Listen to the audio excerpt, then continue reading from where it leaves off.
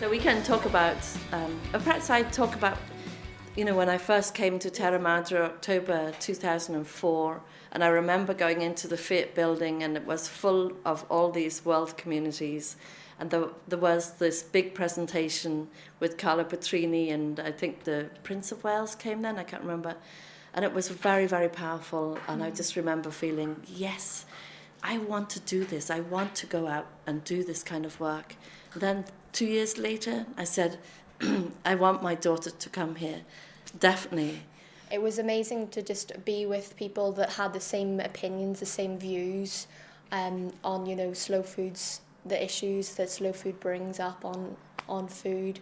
And it was, fantastic to just be able to discuss your opinions with people that know what you're talking about. Because I think with food issues, then, you've got to be cool, you've got to drink Coke, you could Diet Coke, or, whatever the latest drink is, and, it's actually, you think you're a nerd or, old-fashioned or whatever, it's very hard to stand up for things that you believe. Food and fashion. And yet we know that these things are really important in terms of, the health of young people, the images that are out there that these young people have to kind of live up to is amazing. If it's not the advertising, the wicked advertising, it's the kind of role models that are out there of what young people have got to look like. Yeah.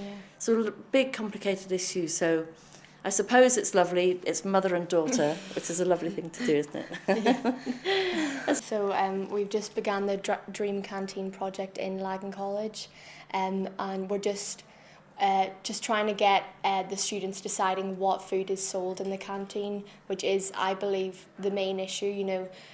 Because teenagers' attitudes towards food is that. Well, I've done a few questionnaires with my peers, and I do know for a fact that they are not satisfied and happy with what is sold in the canteen.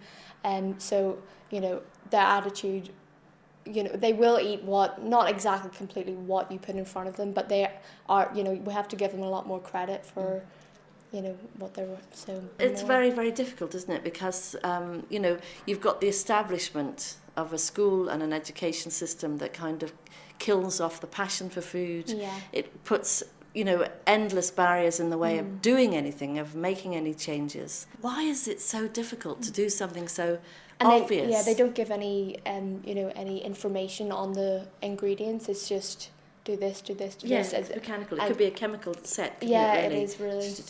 So I think it is a very big project, and young people, it is very difficult. We need to get the government on board because it is a very, very, very big issue. But I think we just need to start small. So you come to an event like this, and you've just spoken at the Youth Food Movement delegation there. How many people were in that room? 500, 600, 700 people, more. You spoke at that. You were the youngest that was speaking at the age of 16. Very nerve-wracking. Very nerve-wracking. Lagan College, it's 1,200 pupils, isn't it, on the outskirts of Belfast.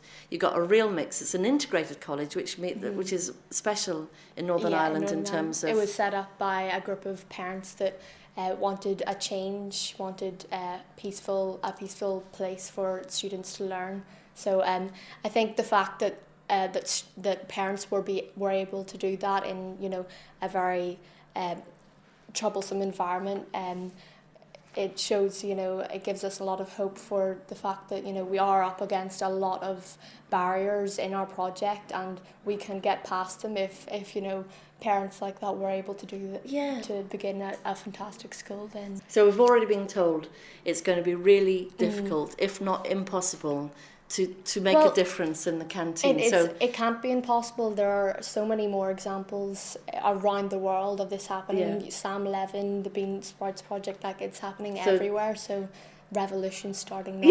I think don't take no for an answer. No. So I suppose the Radical Dream Canteen project, which so I'm working as coordinator for Northern Ireland, and working with Slow Food Italy, with the 23 countries from around Europe. It was very exciting. They were all at Terra Madre, weren't they? And you met quite a few, lots of different ideas. I just think it's fantastic that we have the connections with all the schools, because then we can have be able to get ideas and inspiration from the other schools, and if we come across boundaries and red tape, then we can ask them how they're dealing with the situation, or give them advice as well, just a complete